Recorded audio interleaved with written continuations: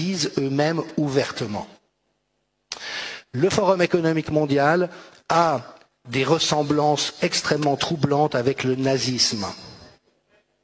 C'est la même idéologie, le transhumanisme et le nazisme, c'est la même idéologie, les sous-hommes, les surhommes. Le fait qu'il faut tout contrôler, qu'il faut avoir pris possession de la vie des individus dans chaque recoin.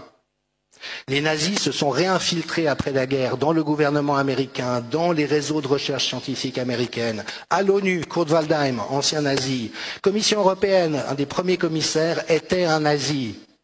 OMS, héritage nazi, George Soros, héritage nazi. On voit le nazisme ressortir de partout.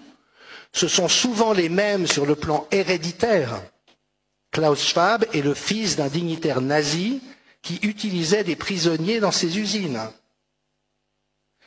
Et ça est en train, Prescott Bush, le grand-père de George W. Bush, était un des principaux financeurs du régime hitlérien. Les Rockefeller étaient un des principaux financeurs du régime hitlérien. Donc, je n'affirme rien à ce stade, mais on a un faisceau d'éléments très inquiétants et qui commencent à être probants, qui laisse entrevoir que nous sommes probablement face à un retour de la pieuvre. C'est-à-dire que ce monstre que nous croyons avoir vaincu en 1945 est de retour, sous un autre visage, avec d'autres leviers, mais la même intention finale, c'est de pouvoir prendre un contrôle absolu sur la population.